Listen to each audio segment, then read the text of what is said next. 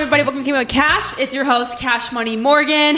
You guys, I'm very excited about this episode. It's something that I'm very passionate about, and it's been in the pipeline for a while. Please give a warm welcome to Rikki. Woo! Woo-hoo! Happy to be here. Not pictured, Jennifer and everyone else a part of the team. Yes. We miss you. We love you guys. Yeah. So I have Rikki here from Stand Against Trafficking in Springfield, Missouri. And before we get into your organization and everyone and everything it's about, can you just tell us your job title and kind of how Stand got started? Yeah, so I am actually currently the chair of Stand Against Trafficking.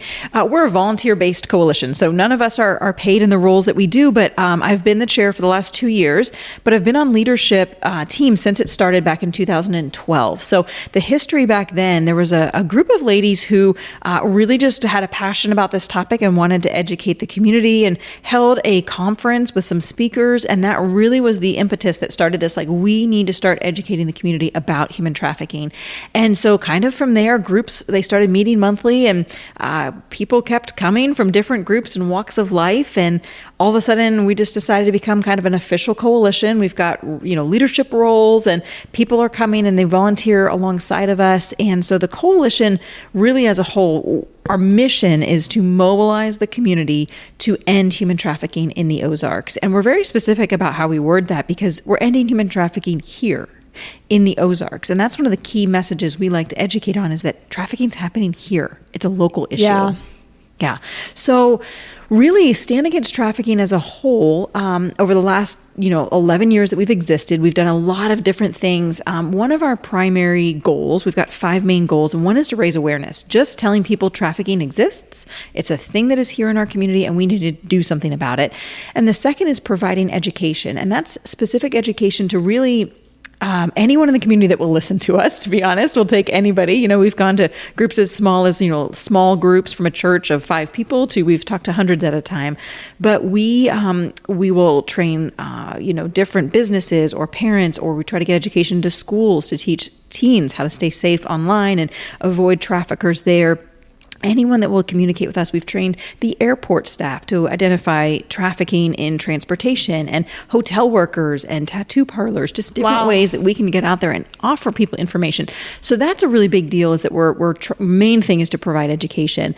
The third is to really emphasize prevention, meaning that if we can identify risk factors that put someone at higher risk of being trafficked before they are trafficked, and we can intervene, then we can prevent this from happening. Yeah. So the more we can educate people on different risk factors that exist, then we can all kind of have our eyes out in the community looking for those students or individuals who might be more vulnerable to trafficking than others. And then we do, the fourth goal is community collaboration. And like I said, we're a coalition of groups of people that come from all walks of life. We have law enforcement and schools and hospital systems and, major businesses in the community who come to our coalition, and they all bring their perspective and then give us, kind of ideas on how to reach different areas through that. And then the fifth one is support survivors. We as a coalition do not do any kind of, survivor intervention or anything like that, but we have partners that we know that do, friends of ours that do. And so we're able to sort of, if something comes up, we're able to pass that along to them and get that support to survivors. And we've been known every once in a while, if there is funding available, if we can help by providing, some food or something, we're able to do that. But otherwise, we just kind of support from the side and really help to push to those partners that we have. That's amazing. I mean, what your work is doing is phenomenal for this area. And it's funny because I feel like I've always been sort of passionate about this topic, but also I didn't really know too much. When you're growing up and you're a teenager, it's like, don't be out too late and watch out for this creepy man who's your manager. Like little things. But it wasn't until a year ago, I was just wanting to go see a movie, and I just happened to go see A21. I just really wanted popcorn, but the whole movie just really always popcorn. It's always the popcorn. Mm-hmm. But the whole movie really just transformed my thinking. I had no idea what was going on just day to day on the dark web, things that just regular people can often be doing evil things in your neighborhood, or you don't even know. And especially as I have a podcast, I work in digital marketing. There's so much of us that live online, and it's so a part of our day to day that having an understanding of how to protect yourself? How do you have boundaries of growing, your business or online presence, but also making sure that you do have privacy and you're not sharing too many things online, like having all of that information. Yeah. So I think being able to educate people on physical signs, but also in the digital world is phenomenal. Absolutely. It is so key in today's day and age. It looks so different. I think a lot of people kind of have the idea of trafficking that it's kind of like the movie Taken from, back in the day when, the girl's snatched off the street, thrown into a van, the van peels out and she's like never seen from again. And she was in another country when that happened, and does that happen? Yes. But is that the primary way we see trafficking happening in the United States? No, it is not. And so if we want to talk about trafficking here in our communities, it looks very different and online, or at least the grooming of individuals online to get to a physical place is really prevalent. So in terms of what is the most popular way that trafficking is occurring in the United States, or even more specifically in Missouri, do you have that information? Yeah, so that's the thing about human trafficking is statistics are really tough to nail down, and there's a multitude of reasons for that. We have some general estimates. 40 million people, more people are enslaved today than in the history of mankind, including back in the time when slavery was legal. So we know these numbers. Kind of. But when it comes to really paring them down to a community level, it's tough because they're not always identified as a trafficking situation. It might be called domestic violence. It might be called prostitution. So that's part of what really across in this sector of education of human trafficking, but also our coalition is educating, law enforcement on, hey, this is trafficking, not necessarily just prostitution, or prosecuting attorneys, making sure that they know that how to prosecute cases in such a way that it's actually human trafficking. So it can really vary, and it also varies depending on your area. So there's two main types of trafficking. One is labor trafficking, the other is sex trafficking. And labor is just what it sounds like. You're essentially in sort of forced servitude of some kind. So maybe it's in a factory, maybe it is domestic servitude, like someone who's cleaning homes or, doing, dry cleaning, that kind of stuff. But what the main thing is there is a lot of times they are foreigners who come into the country and maybe their passports and their documentation are seized, and they're kind of just stuck working against some arbitrary debt that they say that they owe, and they have to continue working. So that's one common place, and we see that a lot in tourist areas. Look at Branson, right? We've got a lot of tourism down there, and so that's one of those things that we just need to be mindful of, that there could be. I'm not here to say that, trafficking is happening at one institution in Branson, but it certainly could be, because it is there. Which one? Right. But the prevalent one is, really the sex trafficking part of that, where, whether it's a youth or an adult, that they're essentially through pictures or, kind of blackmailed with different videos they may have sent or that kind of thing, that there's essentially, they're stuck in a situation where they don't feel like there's a way out. And then all of a sudden it could become, hey, dance for money or, sleep with this person or whatever that looks like. And trafficking just has so many different ways that can happen. And so it's hard to really nail down some of those specifics. But I would say locally in our area, probably the sex trafficking would be more prevalent simply because of what you said. There's that digital component where they may not even necessarily be physically meeting up with people, but if there's, an exchange of money for some sort of sex act or picture or video or whatever, that could start to become trafficking. Wow. Mm-hmm. Yeah, that's okay. So, and I know I have all these questions I want to ask you, but something that just popped into my mind is, certain apps that say both parties, quote unquote, consented to be a part of. And I understand, certain apps could be like, well, if it's a girl on the other side, you don't know if she's being forced to do this or not. But I guess, I don't know. Yeah, I might cut this out too because I don't even know what I'm going with this. But, I guess if both parties sign up and then it's a transfer of goods or photos or whatever, that isn't considered sex trafficking then because they both consented. Or is that... just like you said, you're so smart because that's true. We don't know that other person consented. Yeah. And a lot of times, and especially in the world of adult entertainment or pornography, you don't know if that person's being forced to do that act. And there are a lot of women. There's a really great organization called Fight the New Drug. And I follow them on Instagram. They're phenomenal. And they're posting all kinds of information about especially the connection of pornography in the adult film industry and people who are coming out of that, survivors of trafficking, saying, you know what, even if they are saying, you know, I didn't expect to have to do that act, or not to be too graphic, but just, you know, that I knew what I was doing here, but then I was forced to do this, or just, you know, truly it's both almost a combination of labor and sex trafficking. For sometimes they film for 12 hours a day. And so, all that to say, there's definitely no guarantee that there is consent from the other person on the other side. And so you're absolutely right that very well, it could be trafficking, and you don't know it. You could be downloading content that's adult content, but it could be a trafficking victim, and you're consuming that, therefore feeding into the industry, unfortunately. Yeah, that's great insight. And it's so wild because in different aspects of the world, it's like OnlyFans, you know, oh my gosh, people can do all this stuff, whatever. But there is that huge component as to like, you don't know if this is someone doing this or if they're being forced to. And it's wild. So as we back up a little bit, let's go over again the definition of what sex trafficking is. That's a great idea. So trafficking has a federal definition that's a little bit technical. I like to just say it simply that trafficking of any kind is the exploitation of a vulnerable individual for the use of their body, whether that is for labor or for sex. It's a very simplified way to just think about someone's being exploited because they're particularly vulnerable in some way, either for labor or sex. Now, the federal definition actually includes 3 requirements for it to be considered, you know, trafficking and therefore be able to be prosecuted. And that is that there has to be proof of force, fraud, or coercion. One of those three things are required, essentially that the person was forced or tricked or frauded into or coerced into this act in a way that, you know, they had no real control maybe over their decision. Now, when it comes to minors, the law is very clear that you do not have to prove force, fraud, or coercion, because the idea being that the minor cannot consent anyway to those acts. And so that's an important part of that definition too. But so there's a great federal definition out there, but to avoid technical, I just always say exploitation of vulnerable individuals for the use of their bodies.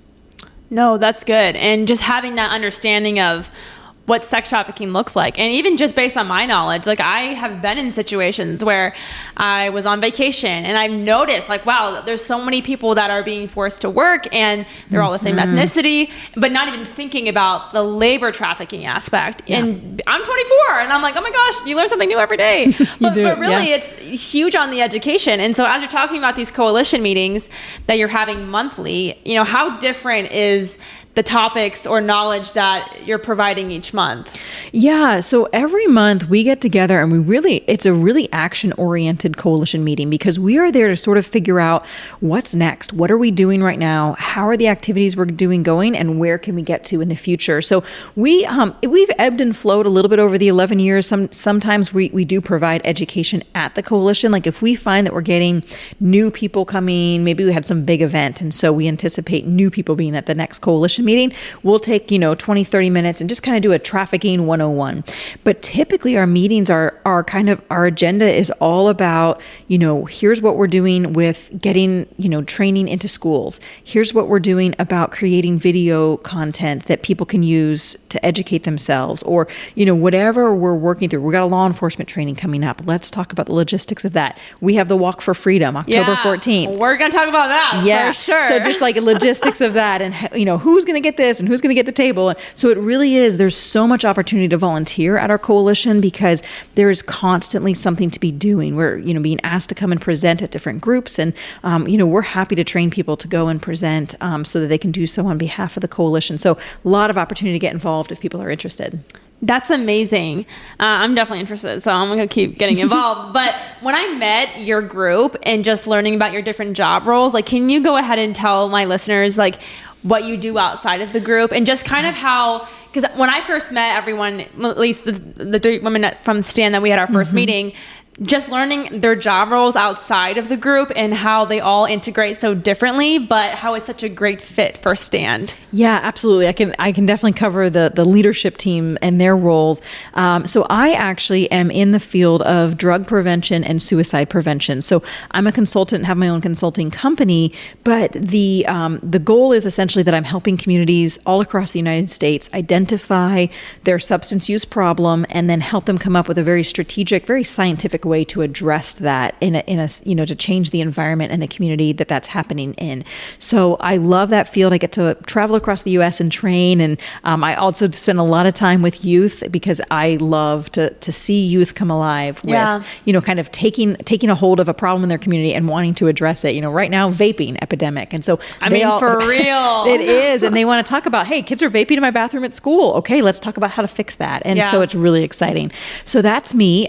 So then my vice chair is Susan, and Susan's actually retired federal law enforcement. So she's incredible, brings a lot of knowledge from that law enforcement perspective and just a lot of wisdom. She's really great. Then we have Jennifer, and Jennifer is actually a licensed professional counselor. So she brings a lot of that knowledge from trauma informed and making sure that we are as trauma informed as we can be in our approaches, and just a lot of great insight into kind of how the psyche works.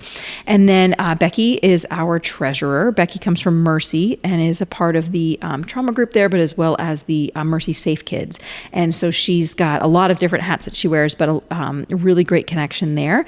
And then we have Dawn, who was the former chair before I got that position 2 years ago, and she's in that ex officio role, and she is actually the sexual assault nurse examiner coordinator over at Mercy, as well as trauma. She works on trauma at Mercy in the ER too, so she brings that medical perspective. So you're right, like all of us bring this kind of very interesting and unique kind of life experience and focus, but it all comes together really well. But the beauty is our leadership team changes up every couple years. I actually will end my chair whatever you call it. Yeah. My chairship. Monarchy. I'm just kidding. Yeah, my monarchy. Yeah, that's right.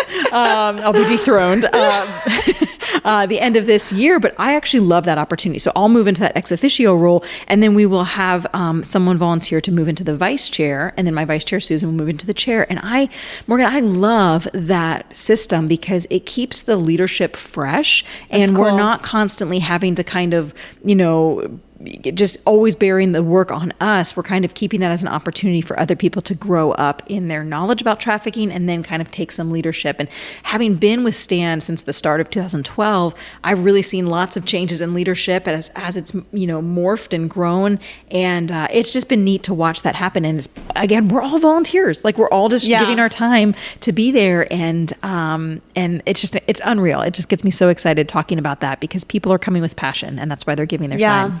Yeah, no, and it's so cool to see so many people passionate about something that makes such a difference in other people's lives and really help save and protect our community. So that's huge.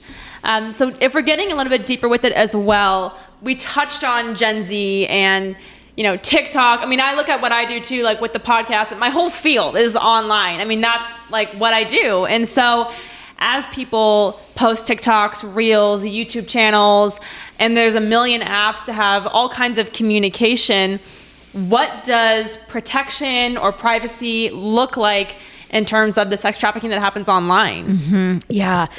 It is a world out there, that is for sure, because there's just so many opportunities, going back to the definition, so many opportunities to be exploited.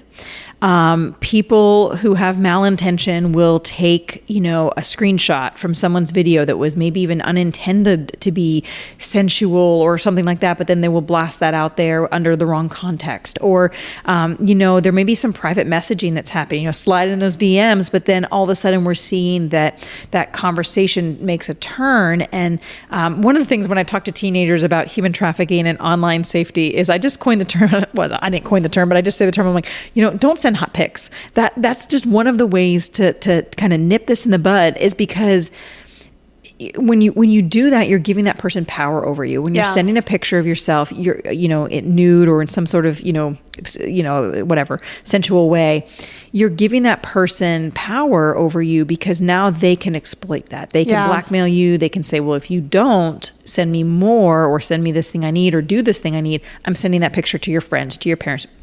So we see that a lot online.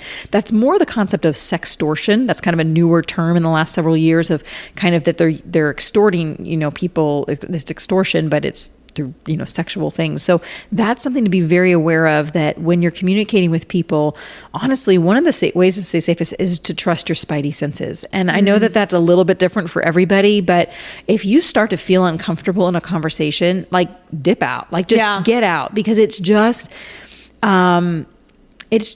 not going to go probably any better than you have right now. And if the person that you're talking to is making you feel uncomfortable now, you having a conversation with them about it and then be like, oh, okay, I'll get better. They may, but they probably won't, because they've already got their heads already there. Their space is already there. So trusting those spidey senses. And I know that there's a fine balance between privacy and, of course, wanting to be an influencer. Right. One thing about me is that I don't play games unless it's ping pong at Classics Yard. Classics Yard is Springfield's #1 social sport and game center. It is located in the back of Classic Rock Coffee Company headquarters and next door to the Riff. Coffee, sports, music, what more could you want? Located at 1900 West Sunset Street in Springfield, Missouri. Be sure to check them out, play some games, and reserve your event today. Visit www.classicsyard.com. Right. Wanting to be out there, there's a very fine balance between that. And so I think it just has to come down to those privacy things of, making sure you're very cautious about showing your location or, making any indication of where you live, or just references to, oh, we're here and, in this one, because they could find you. And we see that with celebrities all the time, right? Celebrities get chased down and found in locations just because someone leaked, that they saw something. And so it has to be this fine balance. But of course, we want people to be using a platform like a podcast, like YouTube channels, to be able to get out there with the messages about trafficking. So it's not to say that we necessarily, squash the internet, everything is, terrible, but it just is about that safety of being mindful of who you're allowing in your inner friend group. And then kind of knowing that outer friend group only gets to know a small percentage about your life. Yeah. And then using, your platform for whatever purpose you're using it for. If you're influencing something, you're using it for that, but just being really cautious about what you share. No, that's great. And even having boundaries. Like, I know I'm obviously in a sales digital marketing role. And so we're doing cold calls. Like, even the way that I got to meet the group at Stand, and when we first met, they were like, oh, is this chick a murderer? We did. We thought she was a murderer. I'm like, no, I'm just a delusional girl.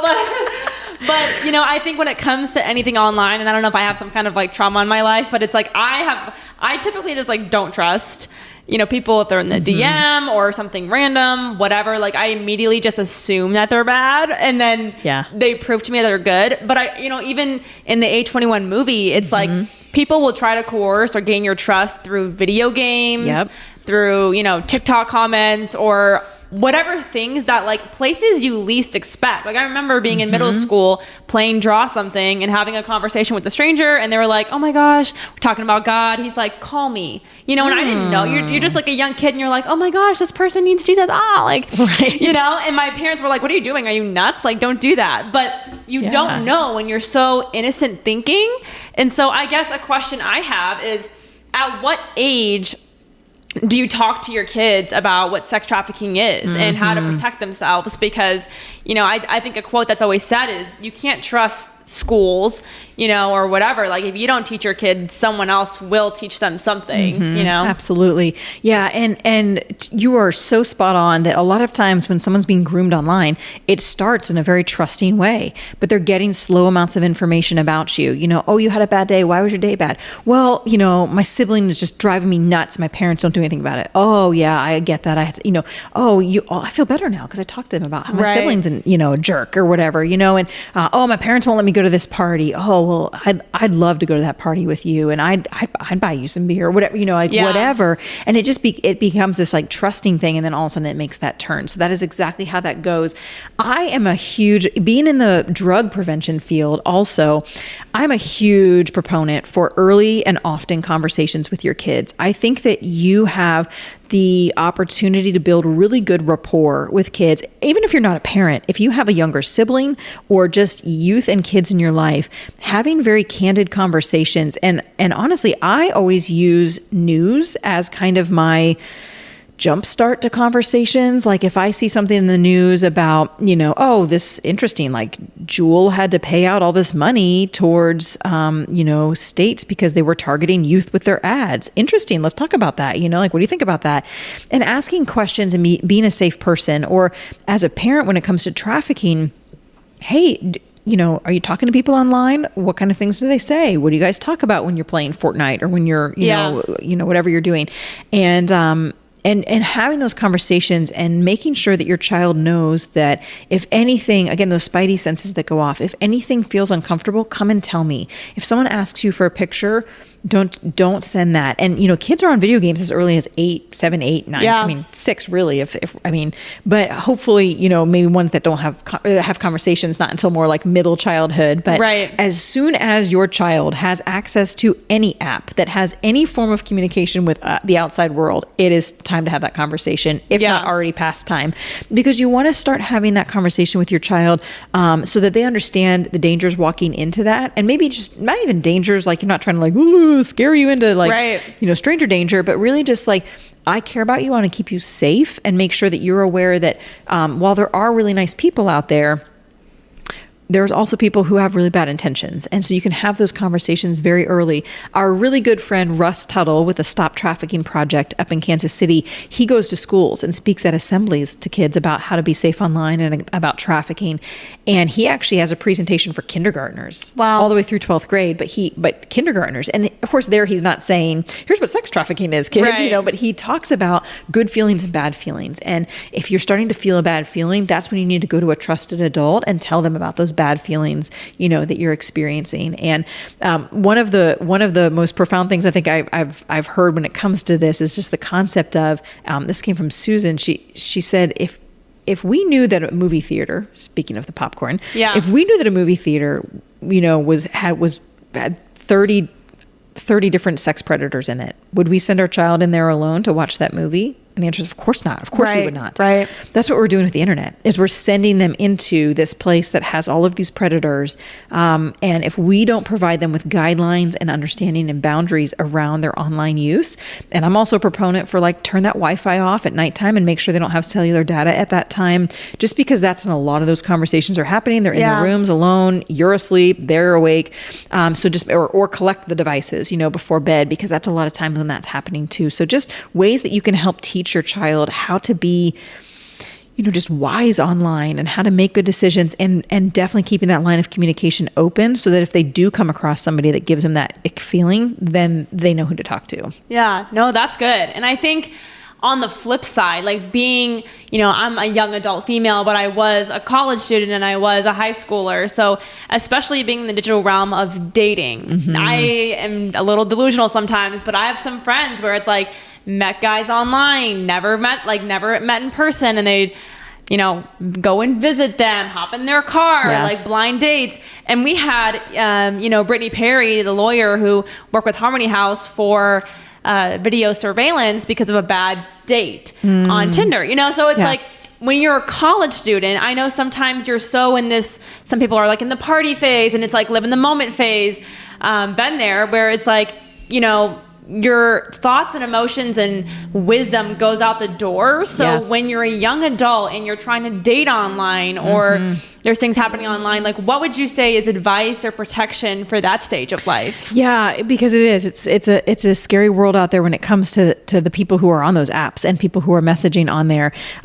Quick side story, and this is not necessarily about dating apps, but a few years ago, I actually went to a conference in Kansas City and had the opportunity to sit in a law enforcement moderated computer room, like one of those old school computer rooms with like desks full of computers, actual desktops.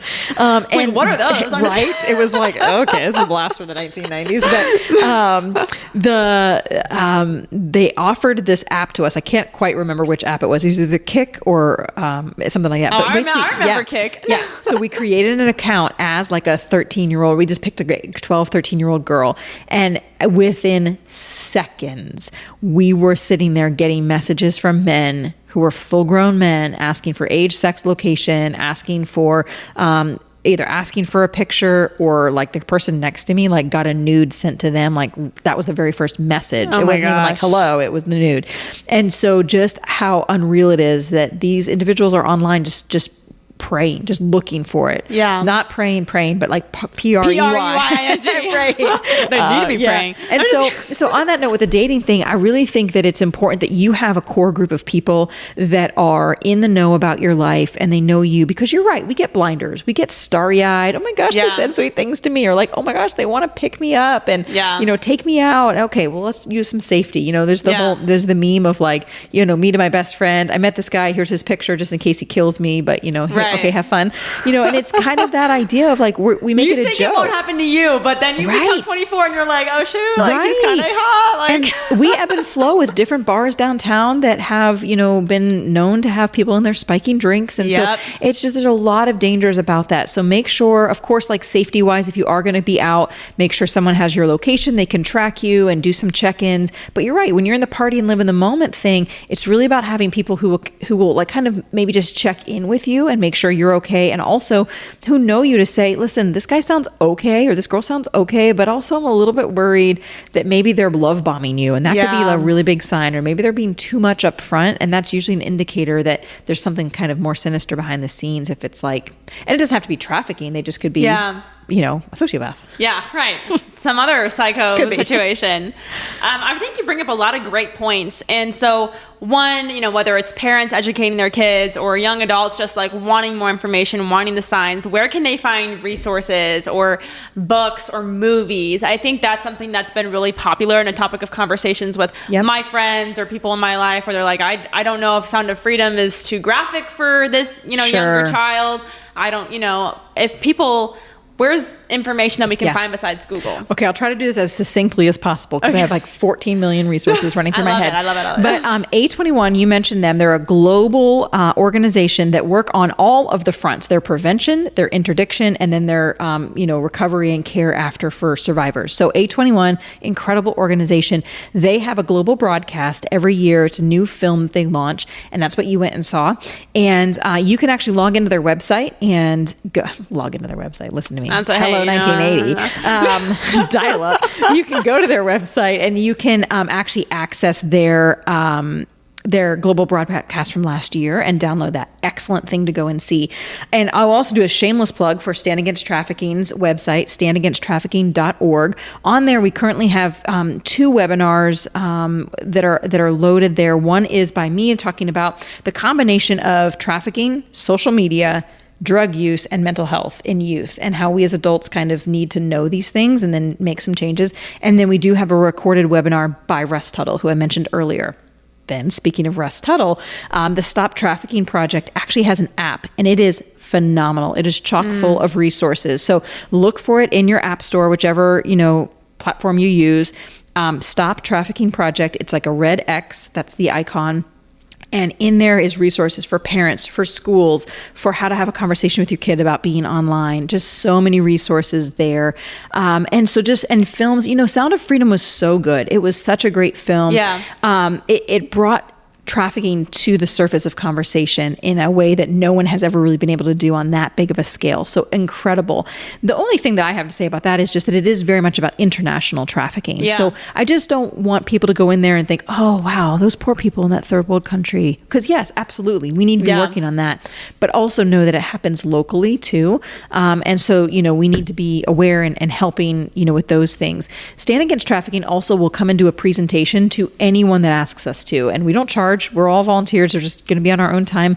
But we just will come and speak to workplaces, to church groups, to youth groups. And if we're not the right person to do it, we'll find someone that is. And so we are a great resource in that way too, that we can connect you with some different things. The other couple resources, Polaris Project, they actually run the National Human Trafficking Hotline number. That number, 888-373-7888. And, or you can text 233-733. Look at Rikki go. I can't remember my own phone number. It's like I've said it once or twice, you know? But yeah, so it's a great hotline where you can call. So let's say you're out at dinner and you're looking at this table over there and you're like, I don't know what's happening over there, but like something seems off. Again, spidey senses, right? Something seems off.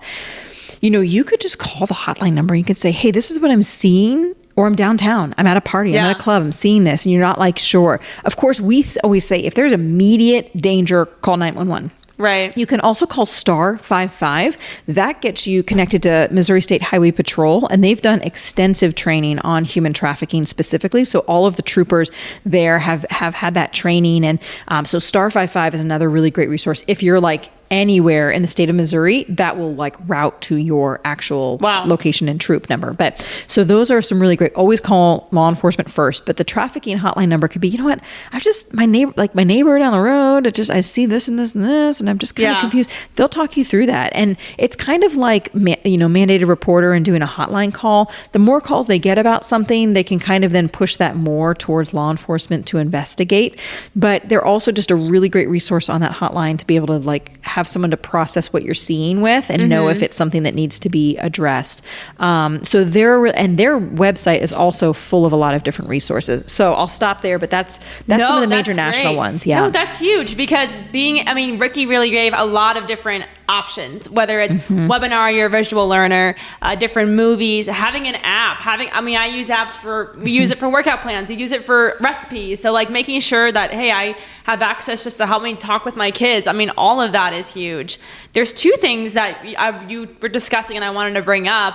One is talking about how come schools don't have sex trafficking part of the curriculum.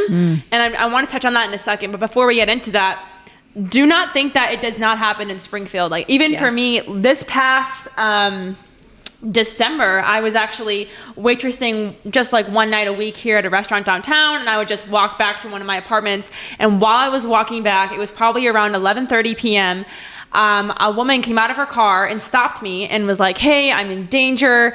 There's this mold situation going on in my apartment. Can I stay with you? Like, I don't know where you live, but can I stay with you? And this woman was very adamant about staying with me. And I was completely freaked out. I was like, if you have a problem, find a friend, call 911. And she was so like, do not call 911. But she was like, please, I'll be so quiet. I want to stay with you. And I was like, get away from my freaking face. Like, I was like, don't talk to me. But that was just right down here, 2 streets away, heart of downtown, you know? And it's like, if someone had a real issue, why are they asking a random stranger to stay in their apartment? It's like, how did you even know, And so just these feelings of like, this doesn't feel right. And oftentimes it's women too, that are the ones that's coercing you or lying to your face to kind of bring you into a different group. So it's so true. That happened to me like months ago. So in Springfield, Missouri. So do not think that it just does not happen here, because it does. Well, and that's such a good point that is important for everyone to hear, is that traffickers are all genders, races, socioeconomic status. Like some people can conjure up kind of maybe stereotypes in their mind of what a trafficker would look like. No, they are literally all shapes and sizes. And so women, you're right. A lot of times they're used because they're more trustworthy. And we see that in Sound of Freedom. That's kind of, the woman is the one that kind of recruits. And so, definitely don't think that it's just this one thing, but it definitely happens. And there's a couple different like ways that traffickers, might, we talk about trafficking, labor, sex trafficking, but there's things like survival sex. And we know that statistically speaking, a youth who was a runaway will be approached within 48 hours of being on the street for survival sex. So, hey, come and have sex with me, and then you can sleep on my couch, or I'll buy you a meal, or whatever. And so survival sex is a real thing. And that kind of might have been something like that should have offered to you, that she would do something for you if you just let her sleep. And so it's just, there's a lot of things just be mindful of and aware of. Yeah. And that chick came out of a nice car. I was like, you're coming out of a nice car, yet you're like parked right there downtown in the heart of a lot of apartments or bars or situations like that. So, I mean, wow, it's happening, and it's just insane. Yeah. So yeah, back to how come schools aren't having this a part of a curriculum? Yeah, it's one of those things where we really would love that if they chose to have this as some sort of mandated curriculum. But also, I understand it. Schools, I think, get slapped with another mandate, every other year of like, you have to do this and you have to teach this. So they're really very crowded with the curriculum that they have to teach. And so while I would love for that to be the case, we're not there yet. And I think that that's one of the big things that we can do in this trafficking world is advocate for things like that, so that there is some movement along the fronts of, hey, can we just start getting some things out there? A21, who we've mentioned a few times, they actually have a curriculum for schools, and their curriculum shows how it meets all of the different learning objectives and requirements. I'm not in the field of education, so I don't, whatever those things are that they have to have as a school district, it shows how it meets each of those. And so it would fit very neatly into a health class or some kind of, education around that. But given how digital of our world is becoming, we have to keep up in our education. Of course, kids get Chromebooks now. Well, there's a lot of ways to get around the firewalls in Chromebooks. And so kids are able to access things on those things that, the school's not aware of. They're doing incognito tabs and things like that. So it's just, we need to keep up in education. So I don't have a great answer for you, other than I think that's where it's in the pipeline of a goal. We want to advocate for that, because it's so important that kids know how to stay safe online. So important. So I know we said stats wise, it's hard to put that together, but is there, by and large, whether it's a certain demographic or group that really does get trafficked the highest? Yeah. So typically speaking, if we're talking about like male, female, we know that females are more likely to be sex trafficked, but that also doesn't mean that males aren't, especially young boys. That is definitely a subpopulation that is at risk and vulnerable to that.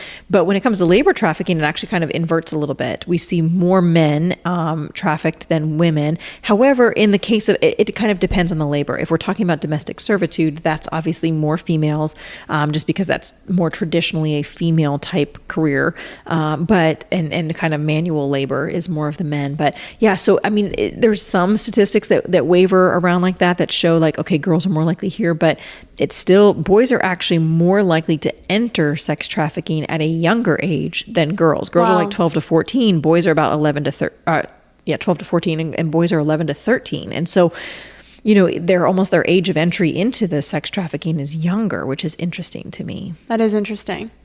So are some of these people in sex trafficking till the end of their life? Or is there typically a period where maybe traffickers are like, I'm done with you? Yeah. And I don't know, by cases of history, like what happens to those people? That's a great question. So honestly, there's so many different factors that play into that. It's hard to say this is what, typically happens, but sometimes because of certain proclivities, they age out. The person the victim is no longer of service to the clientele that pimp or whoever was orchestrating that. Or in cases of familial trafficking, as the kid gets older, they then start to realize, oh, normal families don't function this way, where I'm having to go and do these things, for the sake of the family. And so they start to become wise to that. So some of them kind of by nature of just growing up, if they're in trafficking situations at young ages.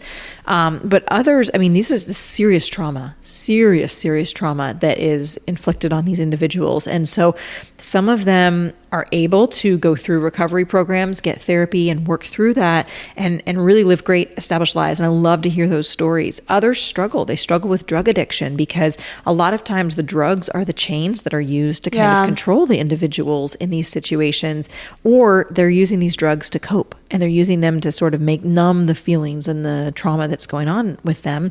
And so sometimes then that means a life of addiction or struggling with addiction. Yeah. Unfortunately, some of it ends in suicide, because they just, that trauma becomes so heavy for them to bear that they can't. And then there's some really tragic situations as well, where sometimes they, in order to almost get the focus off of them in a trafficking ring or situation, they almost become the recruiter or become the promoter, because then they're not the ones being trafficked. They're still involved in it, but at least now they're kind of at a higher level in the hierarchy and are able to sort of, be the manager of the people, of the victims. And so, that's a really dark thing, but people as humans, like, we do what we have to do to survive. Yeah. And so it's just really tough. But the compassion's there to say that these individuals are making decisions that they are making. Well, of course, we look back and we're like, that's evil, or that's horrible. But truly, they're also just trying to survive. And so that's why it's so important that we're preventing this to begin with, because I think any person dropped in a situation like that we don't know what the decisions we would make, especially when you've been groomed and, degraded and demoralized for years on end. You're stuck in a situation where you don't know your decision and you don't know that. But, we'd like to think we wouldn't make those, but we don't know. And so it's so important that we do prevention. So important. 100%. Mm-hmm. So obviously having that prevention, which you're doing great things, having the coalition, having different people in Springfield. But when it comes to Gen Z, whether that's growing the social media platform, how can you give them more awareness? Like, what is your goal with Stand to have more people educated, that they just are way more careful online? And really, we need the voice of Gen Z, because truly we have, we've been in this work for a long time. A lot of these organizations have been around 20, 30 years, but as things are molding and adapting, we're sort of seeing that gap in, okay, well, we're all older, so we're not necessarily keeping up with all of the trends, but we're kind of aware that there's a problem with the trends. So we need Gen Z to come in and help us with those, help us be that voice. I was talking with someone this morning and they were telling me that their grandma was this like amazing harmonica player, but made the joke of like, well, YouTube wasn't around whenever, she was playing the harmonica, but otherwise she would have been famous. And it's funny to think about that, because now we just broadcast our talents online and we get famous from it. Whereas that wasn't the case, even 10, 15 years ago. And so I think we need Gen Zs to come on the scene and say, hey, we're going to rise up. We're going to educate. We're going to help. Because even me, I'm a millennial and I know how to make reels and things, but like, I don't prefer TikTok. I know that that's like a terrible thing to say on this podcast, but it's chill vibes out here. You're like, all right, get out. But I'm so Gen Z, it hurts. I love it. And I'm so millennial. But the truth is, like, it's just not my preference. Can I get on there and find my way around? Yes. Do I want to? No. Like, I prefer my Instagram, and that's where I'm at. And so we need you, and we need your voice. We need your platform, and truly, actually, not just like access to digital things, but honestly, in my opinion, this is Rikki's opinion. Rikki's opinion coming at you. Not endorsed by anybody else, but I just really think that the trafficking prevention industry, if you will, it's not really an industry, but that world could really use a facelift, because I think we've been doing things the same way for a long time, and they're good. They're great. They're getting education out there, but I look at the next generation and I say, oh my gosh, there's so much potential in all of you and what you have to offer us. And so I get excited when I get to be around Gen Z, because I just see so much potential. And I'm like, oh, if we could just harness that and like direct it into how to like kind of put the paddles to this, work and really revive it, I think it'd be great. Yeah. And I think you're so right, top of funnel, because people just don't have that awareness, and they don't realize how many awful things are happening in the background. They really don't. And so this isn't even a question I had prepared, but in terms of AI, like, I have seen TikToks of people who have used AI to have someone else's voice, and they're calling and they're pretending to be someone's mom, and they're like, I'm in danger, come meet me here, come do this. So how does AI look like in the prevention world?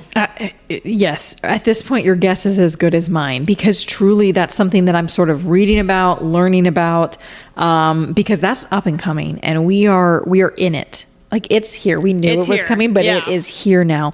And so in that way, there's so much more more of a threat now, because absolutely, if I get a call from my mom, I'm rushing. Like, right. I'm gonna be there. And so, there's just things and ways that people will trick visually, audibly, that we won't really be able to. I mean, some of these AI things look so real and so authentic that it's really a problem. And so and that brings the question back to like that adult entertainment. How much of that will shift to AI or shift, and so it's just, there's a lot to be seen and a lot to be understood. But again, like I said, like the Gen Zs, you all are fresh in it and know it and get it more than, the older generation does. So I think there's definitely room to grow in that area. That's awesome. So a few questions about you a little bit, Rikki, is how do you personally balance, being so plugged in with Stand and having this passion, but also having a family and having another job and being married or anything like that? Yeah. So it's definitely a balance. Whenever you are volunteering and giving your time somewhere, it's just a balance of priorities. And someone actually asked me this recently, like, well, why did you take that call if you know you could get paid to take this other call or work on these other things during that time? And especially because I'm a consultant. So I'm billing different contracts to different people, and my hours kind of get tracked in that way. And so there's like chunks of my week that are unpaid hours that, are in the daytime that don't get paid. And so, they asked me that question. I'm like, well, it's just kind of a balance. Like, I have to choose what things I can do for Stand and what things I can't. But I am just such an advocate for volunteer work, for giving back to the community, for being involved. So regardless of how busy I am, which I feel like we all say we're busy, we all are. And so just, you have to decide what your priorities are. You have to decide where you want your time to go and kind of structure your life in that way. And of course, like, I have a very, like, my view of the world, my worldview is very like faith-based. And so for me, I want to make sure I'm making a difference in the world. Like, that's very important to me. And my day job, I very much think that I am too. Like, I think that I'm making a difference, making the world a better place.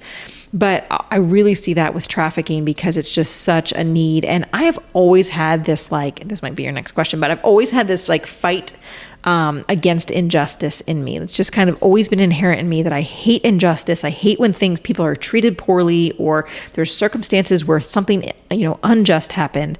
And so that's really what drove me to join Stand, because I was sort of just looking for something to put that like energy towards, like, I know that there's injustices happening in the world and I want to make a difference in one of them. And so it just became a priority in my life to balance that and to give my time towards it. And, I'll still be on as ex officio for another 2 years in this leadership role. And that certainly consumes more time than maybe the average person coming, for like 1 hour a month and then maybe volunteering every couple months. It's different, but you give what you can. And that's, I think, the key message is you give what you can. If you are a mom with 6 little littles, I am not a mom. And so that's not my world. But if you've got littles running around your house, like, you give what you can and where you can. And so if your passion is, individuals who are homeless, or your passion is feeding kids who don't have meals, or it's trafficking, just give your time and make that a priority. No, that's so good. And just being, whether it's intentional, just in regular relationships, or, tithing or giving your money, donating, that's good. But a lot of people just need someone to listen to them, or just showing up, or just, being there for one person. Like, really giving your time is a huge sacrifice, as you said. Yeah. That's awesome. So getting more into the episode, guys, give it up for Rikki right now. Like, this is all so good. I hit the wrong button. I do this. I often do this. My listeners know, they love it. Yeah. I love it. We've really gotten through a lot so far. But I guess a question I have too is, what is something you wish you knew before you got involved in this industry, or, really getting into this world? Good question. I really think that I was probably one of those people that assumed it was something happening over there in that country. Gotcha. And not something happening locally. So I guess I wish I knew that it was happening in my community and then I could do something about it. Because we can. There's so many ways to get involved, so many ways to do things to make a difference in this area. And so I wish that I knew that this was truly an issue happening here. And, growing up in the church, we hear a lot about these things and poverty in the world and the things that we're doing around that. And there's all of these things that connect, right, with human trafficking, whether it's it's drug use or poverty or domestic violence, abusive homes, all of these things that connect. But specifically around the trafficking issue, I wish that I had known that it was actually next door, right down the street, happening here in my community. Yeah. And I know you mentioned spidey senses as to be something like trust your gut. Are there any common behaviors in people that are sex trafficking, whether it's digital or in person, like anything that things obviously can be off, but whether it's, you see something on your car, or if someone is being too, upfront or invasive when you first meet them, is that are there any common things that are red flags? Or Sure. And we have to be aware of them too, because some of them, like we talked about earlier, you may just be caught up in the moment and thinking it's feeling good. So it's important to know ahead of time. Really anything on the front of them, sort of that love bombing concept is potential for a trafficker, and buying really expensive things and trying to kind of almost like win you over with jewelry, clothing, really expensive name brands, car. But also, we know that they essentially also, traffickers often speak to deficit or desires. And so the deficit being, if you're posting online things like, I just wish that I had, these soccer cleats, or I wish that, right? And, I'll buy you those, or I'll get that for you. Speaking to a deficit, or a deficit in terms of socially, like I have no friends, or no one thinks I'm cute or pretty or handsome at my school. And I think you're gorgeous. Those kind of, they're meeting an emotional or a physical or even a financial deficit that you've kind of maybe somehow communicated to them. You may not even be aware that you have. The other is the desire. So things like, I want this. I wish I had this. It's not necessarily in a deficit format, but you're hopeful for it. And Russ shares a really interesting story about a girl in Kansas City who was trafficked. She was 16 years old and from a very wealthy family, and she posted about the BMW that her daddy bought her for her 16th birthday. And, she's posing by it, cute girl, pretty brand new car. But in that caption, she says, I just didn't get the Gucci purse I wanted, with the sad face emoji. And, some of us, we look at that and we're like, oh my gosh, you Nepo baby. Like, okay. But for her, that was a desire. That was something that she wanted. Well, someone slid in those DMs and was like, oh baby, you're so gorgeous. I'll get you that Gucci purse. Right. Let's meet at the mall. I'll buy it for you. We can have fun and talk or whatever.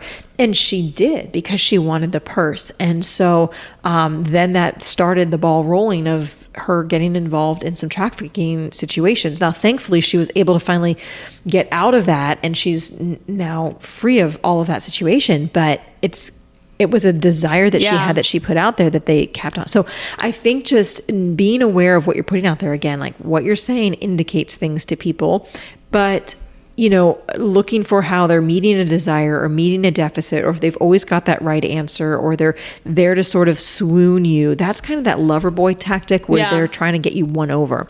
The other is obviously a very physical, violent kind of thing. If you're in a relationship and it becomes physically abusive, sexually abusive, those, not every situation is going to turn into trafficking, but sometimes it can be, you're forced to dance for his buddies because he needs cash to pay the electric bill. Well, you live in this house, you're eating up this electric, so I need you to do this or whatever. And then that starts this cycle.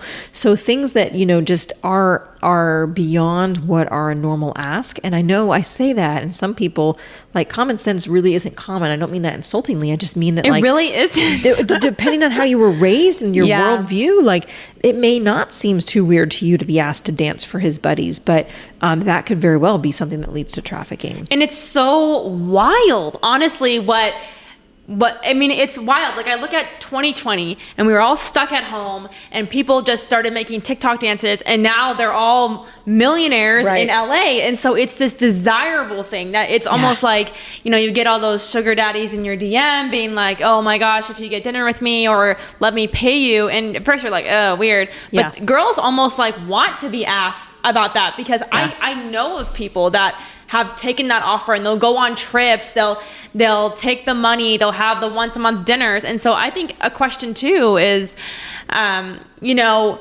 people see that as, oh, well, I'm a female, I can get money like this. This could be my side hustle. Down the line, can that turn into sex trafficking? Or even I was listening to a TikTok of this girl who was in the modeling industry in LA, and she was really beautiful, just talking about how she got in the industry. And it's fine, but she's like, when after a certain point, like you get invited, by this attractive guy, she's like, to a party, and I go to this party, and he's bringing me here for all these older men that are investors or whatnot. He's a promoter, the good looking guy, and everyone's like doing drugs and all these things. And she was like, and we're on this boat and we're stuck, so it's one of those things where you have, these sugar daddies, or you have an industry like modeling where it's like, could sex trafficking happen? And, it can happen down the line, or maybe you get this awesome, great job or opportunity, and all of a sudden, music industry, like you're signed up, you have this role, but then now down the line, maybe you get trapped or stuck. I don't know. So I don't know. It's very possible. And again, it goes back to that definition, force, fraud, coercion. So if you're forced to do it, if you're coerced, and that can look like a threat, but it could also look like, I promise you a future of this, I promise you this, force, fraud, or coercion, force, fraud, or coercion. Yeah, or fraud is the other one I didn't say. Like just kind of that you've been tricked into it. Yeah. And so, if you're tricked onto a boat and all of a sudden you're literally needing to be with these older guys, I mean, that starts to for some sort of profit or purchase in exchange of money or goods, that then starts to look like trafficking. And it's like, I think Gen Z is super smart, but then we also have, and I'm guilty of it, like a delusional side where we're like, but really it's like, different females or guys having sugar daddies or whatever it may be. And it's like, oh, well, I'm getting this paycheck, I just have to have a conversation. But then it makes me think like, well, what if you stop? Right. And like, are these people really just giving you money just for the conversation? What happens if that stops? Like, what are they going to expect from you? Are they going to come after you? Like, what does that look like? But we don't even think about that because we're so stuck on, well, this is a side hustle for, I'm making money stuff. I'm on boats. I know. I'm on boats in Miami. Like, Yep, exactly. Well, and the whole idea of that is also this like women's empowerment, right? Like we're kind of in this very like, almost like a sexual revolution for women where we like, we've been empowered to become the aggressors or become the, pursuers or whatever. And like good, bad, ugly doesn't matter. But that's almost created this kind of world where that mentality is there of like, well, I'm living my best life. I'm on a boat in Miami and I'm getting paid, drinks and food and, all of these activities. But we have to be careful because that could very well turn on it. And that's something that I think about all the time is, I think that there's certain parts of me where I don't know if it's like triggering or what, but I have my own where it's like, I get so disgusted. I'm like, do not think of me this way. Like, if you're an older man, like, do not like get away from me. And I probably need to just talk about that in therapy or something. But, like, if we're being honest, but also, we have some women capitalize and monetize off of their, TikTok being like half naked or like OnlyFans where, I'm like, whoever's buying your stuff, like, okay, so it's okay to sell our bodies like in that way. It's empowering. But then in the real world, we're like, oh my gosh, don't look at me like that. You you creep. I think it's hard because you want to profit, but then also you're like, well, I don't want to profit during the daytime, just the nighttime, and that's, to me, that's not empowering at all. But it's also the weird world that we live in right now. Absolutely. Yeah. Yeah. Sorry, that was tangent. It's good tangent though. It's so true. It's a conversation because it's just really what we're turning into. Absolutely. And I think as I get older, it's less empowering for me to be like, oh my gosh, I'm in this swimsuit and like someone's trying to talk to me. Like more so like, oh my gosh, a guy's attracted to me, like my personality, my emotions, my brain, like my heart, and the physical second, and I think that's where I'm more at in my life. But everyone's on their own journey and figuring out for themselves. Yeah, we just have to use wisdom about it because whether it's trafficking or just as putting yourself in a situation where you're in danger in some way. Yeah. Sexual assault, fight, abuse, just, using wisdom and, listening to the people in your life. If your friends are saying, I don't think that's a really good person, like listen to them. Yeah. Their friends know you and care about you a lot. So just listen to them. Right. And even like if things are too good to be true, like the model being like, oh my gosh, this guy is so attractive. He invited me to this boat. It's our first date. And she goes there and there's a boat full of investors, old people that are creepy, or I don't know, but she's like, I'm stuck and I'm scared. Right. It's just a weird situation. Yeah. So we are coming to a close here. It's been a good time with Rikki. Just a few last questions before we end my show like I always do. So in an industry that has a lot of darkness, what brings you hope, or how do you not turn cold? You know, because I think that can happen to a lot of people. Yeah, absolutely. I think a couple things. One is just kind of my worldview again, like just very, very joy oriented in general. I've always been optimistic. I've always seen the world kind of as a glass half full, because I see the good people who are in it, and and I see the passionate people who are making a difference. Is there evil in this industry of sex trafficking?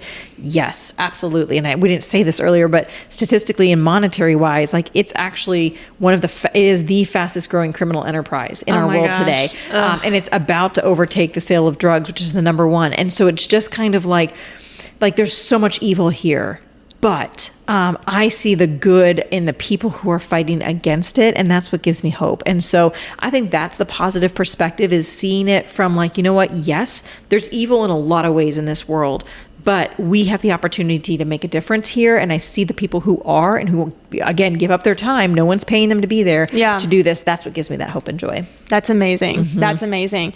And again, I want to touch on, you know, as someone like me who's 24, or someone who's in their 30s, 40s, 50s, or someone who's 15, how can they help make a change in Springfield? Yeah. So I think there's so many different ways. Obviously, I'm going to shameless plug for Stand Against Trafficking again. That's right. Come to our monthly meetings. It's the first Monday of every month at 12 p.m. We have a Zoom option. We also meet in person at Community Partnership of the Ozarks downtown. So that is an option. If you would like to attend a meeting, just come and check us out, see what we're all about. But outside of that, if you can't make that meeting, there's lots of other ways to volunteer. You can certainly follow us on socials. We're on Facebook. Hey, they're on Instagram too. That's that's how I found you guys. So. Yes, we're on Facebook and Instagram. We had to throw in the hands in there, you know. I love it. I love it. So following our socials and sharing that content is huge. As you know, you're a digital marketer. You know, the more likes, the more shares, the more comments we get, the more we get that message out here. So like that is huge, is to get that out. So following us there, and then really looking for opportunities to serve. We have the Walk for Freedom coming up October 14th. That is a great opportunity to come. It's a silent walk. So we'll provide some information up front. I'll speak. We've got Project Rescue, which is a local but global organization that works with survivors of trafficking. And then we'll read some survivor stories, and then we do a silent walk in recognition of those survivors of trafficking. And we'll have different tables there with several different partners of ours also. And so that's a great opportunity. So that's at 10 a.m. Jordan Valley Park on October 14th. Pull up, you guys. I'm going to be there. Squad's pulling up. I love it. And so that's a great opportunity. And then really just, we have all kinds of things that pop up that we are looking for people to help us with. Honestly, going back to Gen Z and the way that Gen Z can help, we would love to have some help with our social media and with kind of some of the things that we're posting. We actually had high schoolers at Kickapoo High School write some scripts for TikTok videos for us. And they're really cool. It was several guys that kind of did some research, wrote some scripts, and we're like, cool. These are great. Now what? I'm not joking. We all sat around and was like, who knows how to make a TikTok? I'm kidding. But especially like interns too. Do you guys have internships or anything like that? We don't, but we could have them. I mean, I'm the outgoing chair, so I'm going to say, we can have one. I mean, really, it would just be that involvement. Yeah, we could absolutely, we sign papers that say, hey, you committed this, you volunteered this many hours at these many events. So if you need credit for volunteer hours or internships, absolutely, we can have that conversation. So yes, there's ways to do that. And we would just love to hear from anybody. Talk to us. If you're interested, talk to us. We'll figure out how you can help. Yeah. Amazing. And also if you're interested too or anything, hit me up, you guys. You know, my messages are open. And then we can help get connected too. Yeah. So Rikki has been on every single episode on Keeping Up with Cash. We like to know, what is your favorite song? What is your favorite quote? And what do you want your legacy to be? When you're gone someday in the clouds, in the heavens, what do you want people to remember you as? I hate the favorite song question, and here's why. First of all, it changes all the time, and I'm also terrible at picking favorites. But I always say too, like when I ask this question, it's like, what's the current? I mean, you can make it all deep with it, but if it's like, what are you about to go put on the aux in your car right now to drive home? So I will say, if I'm like jam out and get into a mood, I listen to Unstoppable. Okay, yeah. Like, that song just gets me going. I feel like, yes, I can conquer the world. So if I'm like looking for a good, like, jazz me up song, that's it. Favorite quote, there's several, and I'm going to actually read this from my phone just so I say it correctly. This is by William Wilberforce, who was actually alive back in the day when slavery was legal, and they were abolishing slavery in the United States. Actually, sorry, I'm reading this now, and it actually was back in 1791 because he was over, I believe, in England. No one fact check that because it may not be right. But I know don't for sure. Don't fact check anything we're saying. Don't fact check it. Don't. Just trust us. But abolished slavery is a period of time that he was alive in. So 1791. But what he said was to this House of Commons, he said, having heard all of this, you may choose to look the other way, but you can never again say that you did not know. And it's kind of that idea of like, once we know this information, we now know it. We can't unknow it. Yeah. And you've seen it or you've heard it and you understand it. And so you've listened to this podcast all the way through. God bless you. Y'all made it. We made it. But like now what? And now what? So now you can walk away, but you also never will know. So you now will see things differently and hear things differently and wonder about things differently. And when that happens, message Stand Against Trafficking on Instagram. That's right. No, seriously, whether you're just brand advocates or the only way that you can serve is just by reposting information, like there's little things, or pray for people, like there's little things you can do.